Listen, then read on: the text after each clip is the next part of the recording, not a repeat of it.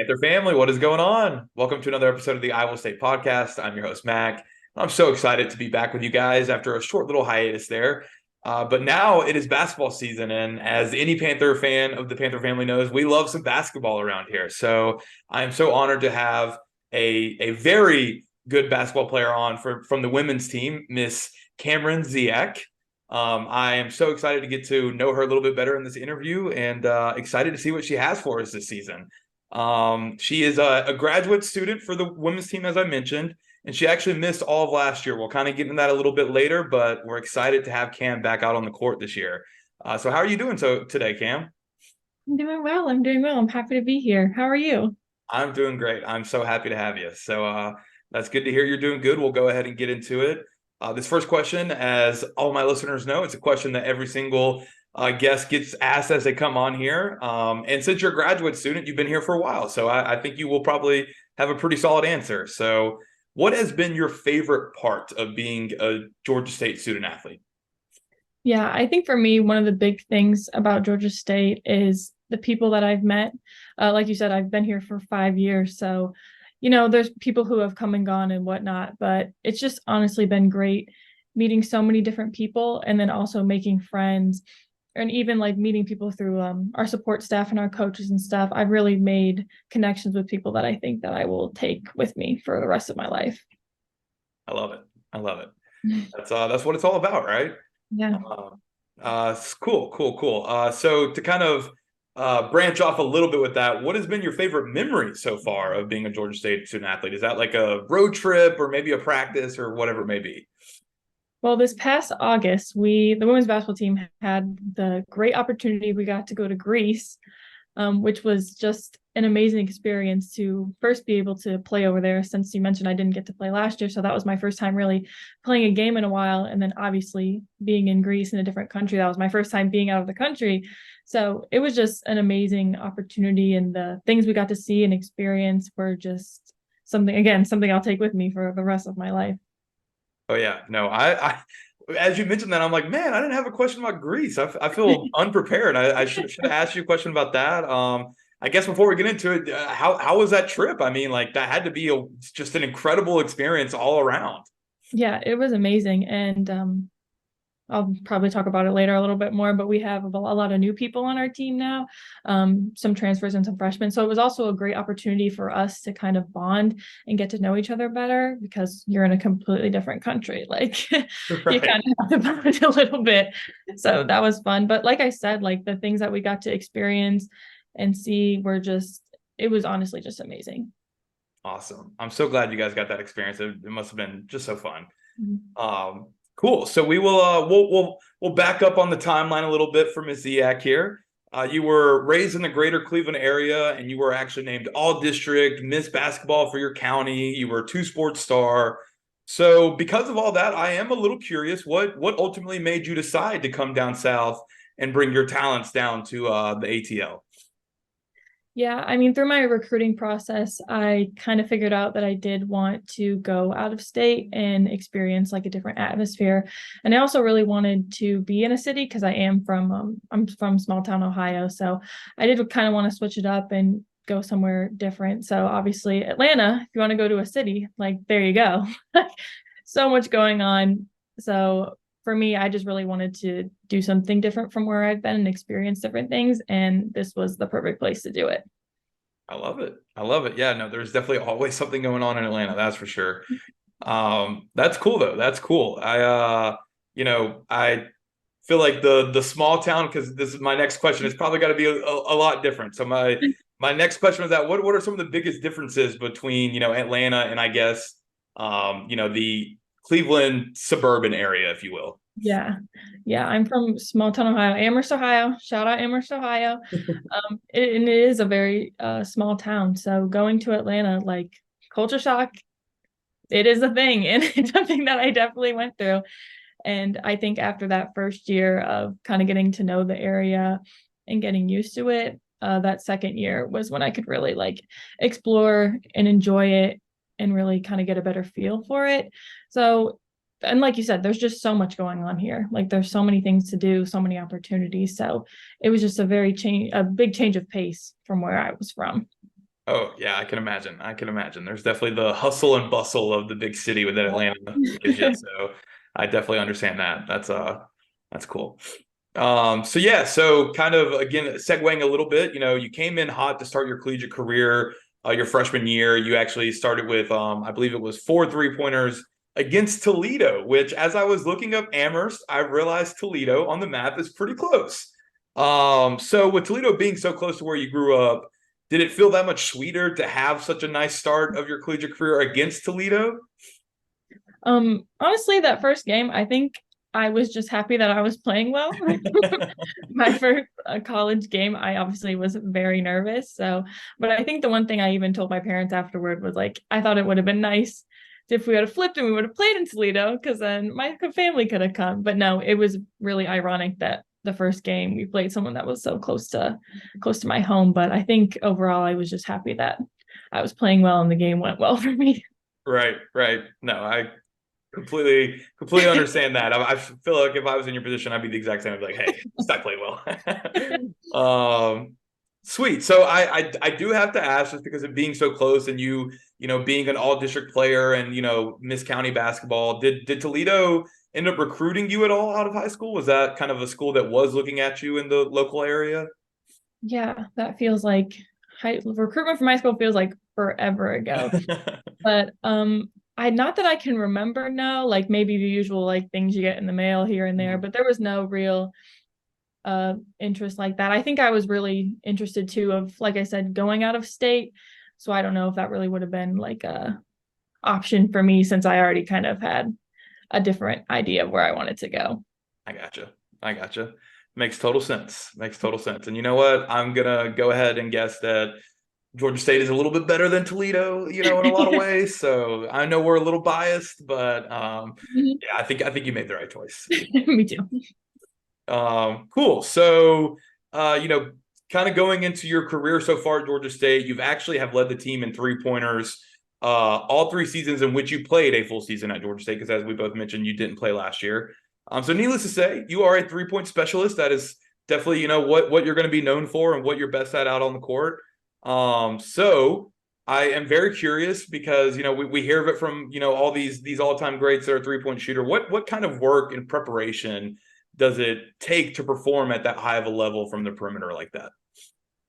I think really it's just the repetition. I mean, you gotta get up the shots if you want to make them. So for me, it's just, getting in the gym either before practice, after practice, and really getting up shots and also taking shots that are shots I'm going to take in the game at, game speed, like the level at which they're going to happen. So honestly, I think it's just how you prepare and getting those shots up so you're ready to perform in the game.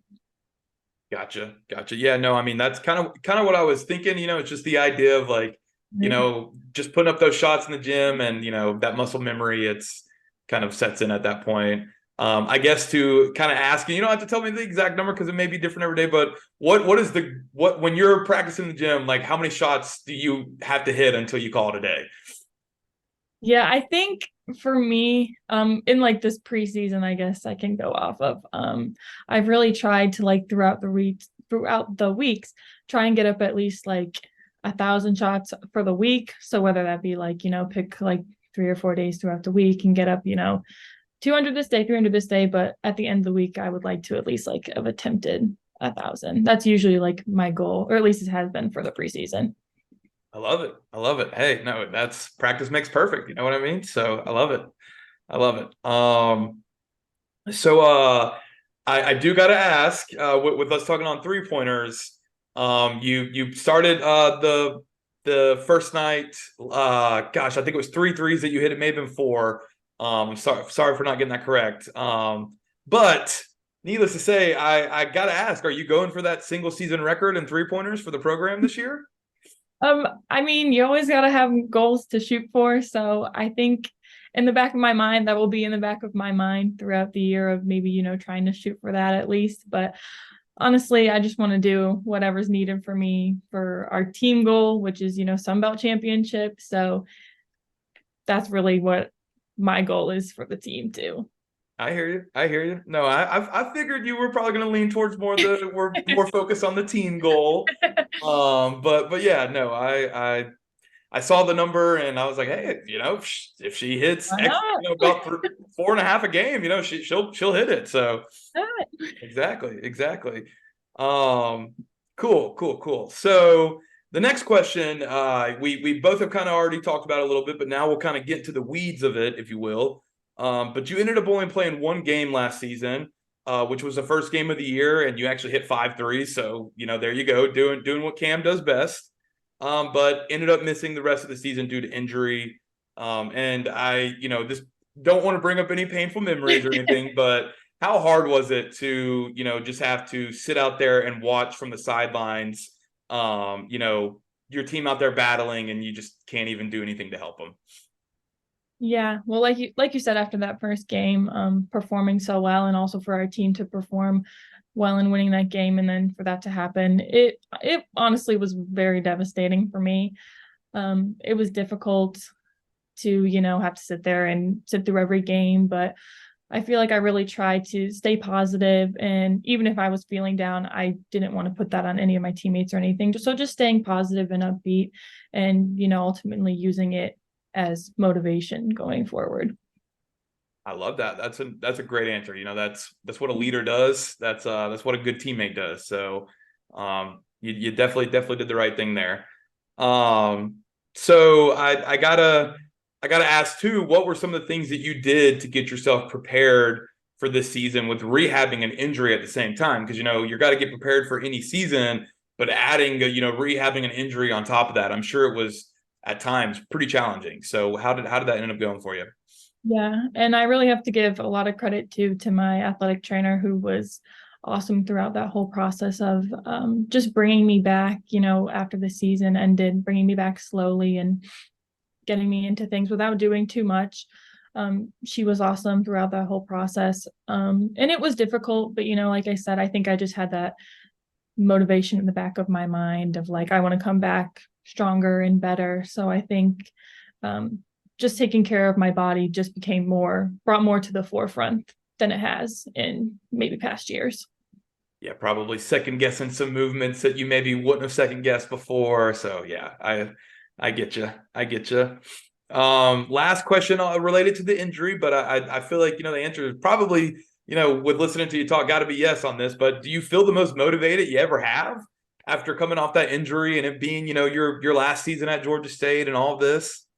I would definitely say so. I think something that during the time that I was hurt, I talked with a lot with like my parents or even with my coaches is that, everything does happen for a reason. So even though that was like a difficult time for me, I really think that that happened to push me and push me into being an even better player than I was before. So I think it definitely has put my motivation at an all-time high to really give everything that I have for this season. I love it. I love it. I love it. That's what we need. That's what we need. Right. Um, cool. So as mentioned, start off the season with a win. Actually, start off the season with a 37-point win. So definitely a good win against Barry on Monday. I gotta ask now. No more sadness about the injury. How did it feel? How did it feel to be out there? Back out there doing your best thing. My note, you hit 3 threes. So that hitting 3 threes, it had to feel good. How'd that feel?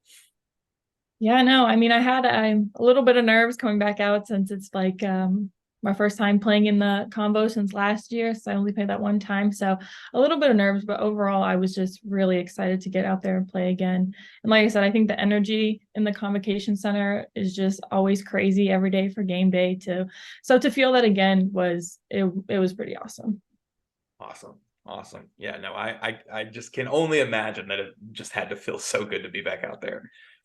Um, cool. So now we'll kind of jump forward a little bit in the schedule here for this season. The Panthers actually host Western Michigan tomorrow, as I mentioned, on Friday, November 10th. We're recording this on the day before, November 9th, and the Sun Belt MAC Challenge, which not MAC me, MAC the conference. And then we have 5 of our next 6 games in the city of Atlanta. One of those obviously coming against Tech, but again, not too far of a travel. So how are you guys viewing this weekend and the start to this season with having so many home games and so many opportunities to not have to travel and all that? How are you guys viewing this as an opportunity to get off to a hot start this season and pursue exactly what you said earlier, a Sun Belt championship. Yeah, a few days ago, we actually had like kind of a team meeting before practice to talk about our goals and even just like our short-term goals. And one thing that we all agreed about is just even for this month of November that we really want to be 6-0. We think it's important to protect our house. Like we don't want anybody to come in and beat us on our own court. So I think just having those realistic goals, even if they're short term, I think will serve us very well. And then also just taking the games one game at a time. The game that we're most focused on right now is tomorrow against Western Michigan. Once that's taken care of, then we move on to Kennesaw. Like I think just taking them one game at a time too will help us win. I love it. I love it. No, like you said, it's one game at a time. So with the goals, same thing. Don't obviously the end goal is the Sun Belt Championship, but it's November, right? You can't be thinking about that too much just yet. So I love it. I love it. You guys clearly got the right mental makeup for a deep run here. I'm glad you did mention Kennesaw though, because I did have a question about that with two of the games coming against Kennesaw State and Georgia Tech.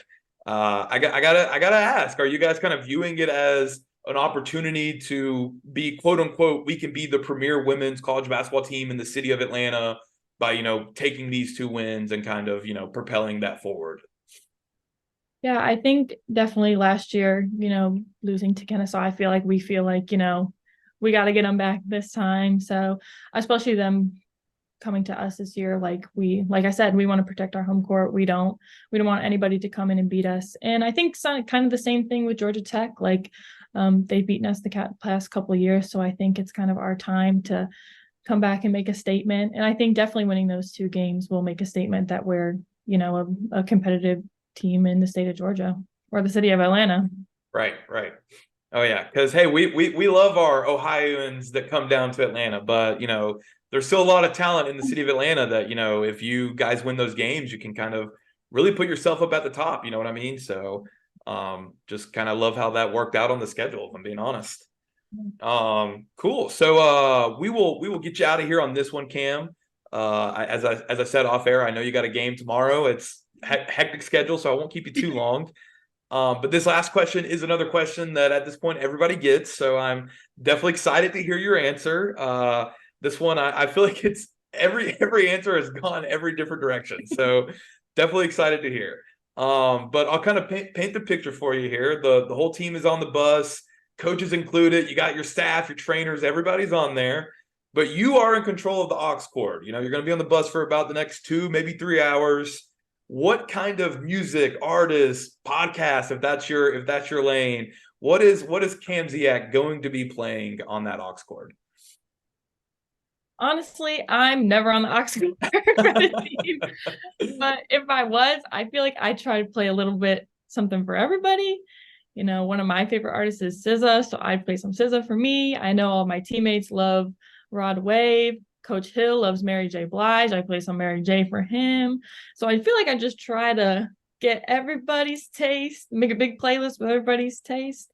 And also my teammate, shout out to Kira Smith, my teammate, she actually made a big playlist for us one day to play at practice. And it has become like our favorite playlist because, again, it has like a little bit of everything. So when in doubt, I'm going to play Kira's playlist. I love it. I love it. I love it. There you go. There you go.